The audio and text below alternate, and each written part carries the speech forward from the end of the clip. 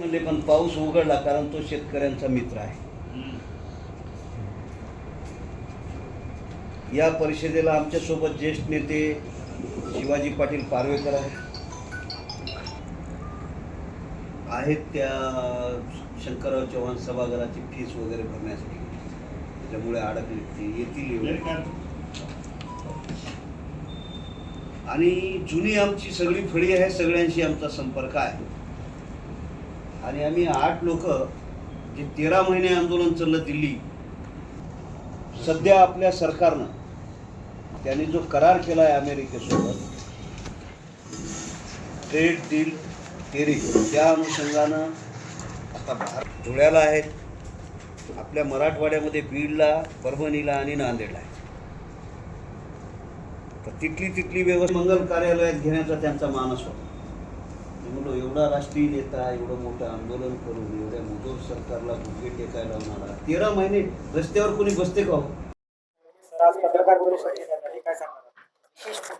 हां, ही पत्रकार परिषद भारतीय किसान युनियनचे राष्ट्रीय नेते राकेश टिकेत साहेब आपल्या जिल्ह्यामध्ये 5 ऑगस्ट 26 रोजी येत आहेत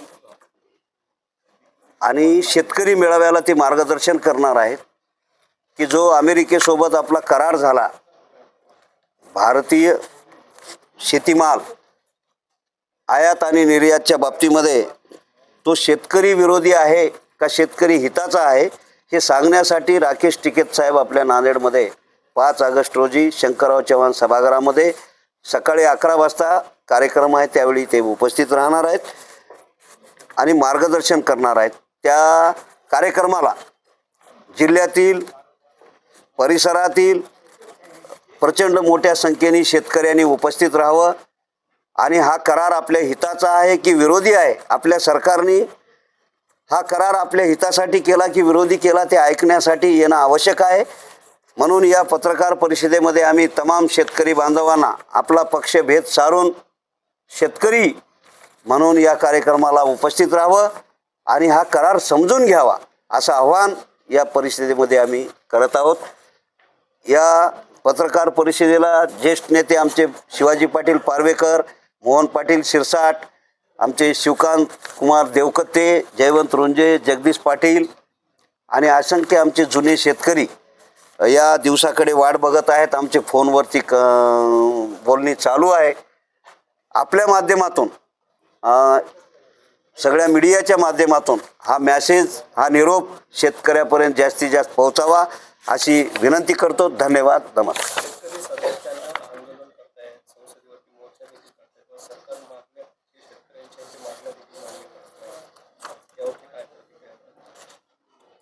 हां, सरकार शेतकरी विरोधी आहे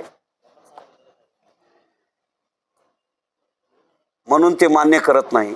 आणि आता शेतकऱ्याचं भेव, जसं कॉकरोच पार्टीनं भेव दाखवलं असं शेतकरी जागा होत नाही खाडकन आपल्या प्रश्नावर.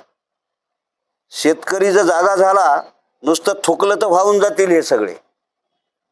हिंमत काय आहे समजा शेतकऱ्याच्या विरोधात जायची? एवढी संख्याबळ आहे.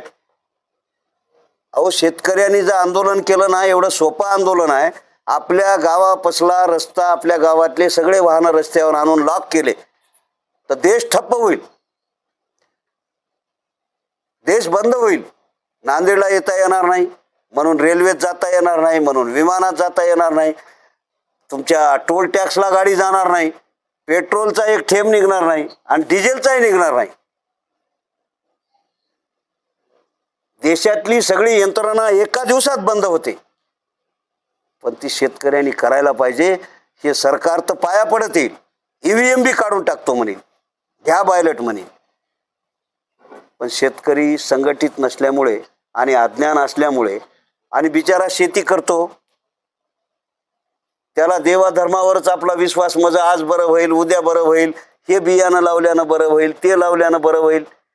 आता परिस्थिती अशी आली की शेतकऱ्याच्या पोरांना बायको मिळत नाही म्हणून आत्महत्या करायची वेळ आली. याच्यापेक्षा वाईट स्थिती शेतकऱ्यांनी किती दिवस बघायची? आपल्याला असलेला हक्क आणि अधिकार, जगाचा पोशिंदा आज मरतोय, आत्महत्या करतोय. खरं तर आमचं म्हणणं आहे, अरे पोशिंद्याला पोसा, तो जगाला आपोआप पोषेल. त्याला मारून काय मिळणार आहे तुम्हाला? पण नाही, इथं उलट आहे. लूटने वाला खाएगा, कमाने वाला मर जाएगा. काम करे करीम साहब, अंडा खाए चांद साहब, ही परिस्थिती या देशात आहे. हा, पत्रकार परिषद घेण्यात आली, काय विशेष होतं, काय सांगणार? भारतीय किसान युनियनचे शेतकरी नेते महाराष्ट्र दौऱ्यावर येत आहेत. राकेश टिकेत साहेब आणि नांदेड जिल्ह्यातील जो 5 ऑगस्टला जो दौरा आहे, ते नांदेड जिल्ह्यातील सर्व शेतकरी बंधूंना अमेरिकेसोबत जे करार झाला आहे तो टेरिफचा विषय संदर्भ शेतकऱ्यांना सांगण्यासाठी. पण कृषीप्रधान देशातील ह्या व्यवस्थेला बुडीत काढण्याचं काम ह्या देशातल्या सरकारने जाणीवपूर्वक केलेलं आहे. शेती व्यावसायिक हा माणूस सर्व समाजातील, सर्व जाती धर्मातील असलेल्या समावेशक लोकांना संविधानिक हक्क न मिळू देण्याचा प्रयत्न इथल्या व्यवस्थेने केलेला आहे. ही व्यवस्था शेतकऱ्याला बुडीत काढणे, शेतावरील शेतकरी कमी दामात मजुरीला मिळणे आणि शेतीमालाला फुकट खरेदी करता येणे, ही भूमिका ठेवल्यामुळे ह्या देशातल्या शेतकऱ्यांचं जीवन उद्ध्वस्त झाले. ग्रामीण भाग हा ओस पडलाय. प्रत्येक गावातून, प्रत्येक घरातून गावामध्ये 5-50 घरायला कुलपं लागलेत. सगळे लोक काम शोधत पुणे, मुंबई, औरंगाबाद अशा ठिकाणी गेलेले आहेत. ही अवस्था येण्याचं काम, ह्या देशातल्या औद्योगिकरणातून विकास होण्याचं काम नेहरूजीनं जे निर्माण केलं, ते माझ्या मते औद्योगिकरण तर होणारच होतं, पण शेती व्यवसायाकडे जर प्राधान्य दिलं असतं तर जगामध्ये असा कोणताच व्यवसाय नाही की शेती व्यवसायामुळं सगळ्या जगातल्या सगळ्या रोजगारांना, मजुरांना, सर्व दृष्टीनं सर्व समाजाला सुखी समाधानी जगण्याचा मार्ग हे एकच शेती व्यवसाय करू शकतो. असा दुसरा व्यवसाय जगात कोणताच नाही, असं आमचं स्पष्ट मत आहे. ह्या देशातल्या कुटील व्यवस्थेनं जे केलंय, शेतीमालाला उत्पादन खर्च आधारित भाव मिळू नये ही भूमिका त्यांनी घेतलेली, ही प्रभावीपणे राष्ट्रीय नेता नांदेडमध्ये येऊन आमच्या जिल्ह्यामध्ये शेतकऱ्यांना मार्गदर्शन करतो, याचा आम्हाला सार्थ अभिमान आहे. आम्ही दिल्लीला 6 दिवस त्यांच्या कार्यक्रमात होतो आणि आज इथं येत असताना आम्ही त्यांचं स्वागत करावं आणि सर्व जिल्ह्यातल्या शेतकऱ्यांनी त्यांचं म्हणणं ऐकून त्यांच्यासोबत राहावं. दिल्लीच्या तख्ताला हलवण्याची ताकद राकेश टिकेत साहेबात आहे, आपल्या महाराष्ट्रात नाही. कालचंही कोकरोचचं आंदोलन माझ्या मते बौद्ध आणि बुद्ध विचाराच्या धम्माच्या मानसिकतेने समोर आल्यामुळं हे आंदोलन पेटलं आणि यशस्वी झालं. बाकी बहुजन समाज हा आमचा सर्व मनुवादी संस्कृती स्वीकारलेला आहे. आमचा बहुजन समाज मनुवादी मानसिकता, काल्पनिक भविष्यात लाभ मिळवण्यासाठी ह्या लोकांनी हा स्वीकार केला.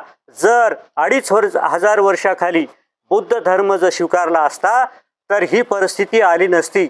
बुद्धाचा धम्म हा करुणा, प्रामाणिकता आणि इमानदारी ही गोष्ट जर अंगात असती, आपल्या घरच्या दरवाजाला कवाडं लावायची वेळ आली नसती. प्रत्येक माणूस हा प्रामाणिक राहिला असता आणि ह्या देशातली परिस्थिती बिघडली नसती, असं माझं स्पष्ट मत आहे.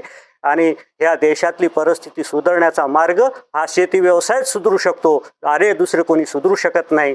ही दुरावस्था दूर करण्यासाठी आमचं आयुष्यातलं जे आम्ही जीवन समर्पित केलंय, ते उरलेलं आयुष्य आम्ही ह्याच शेतकरी व्यवसायाला प्रगतीपथावर नेण्याचं आणि शेतकरी समाजाला जागृत करण्याचं काम करू. धन्यवाद.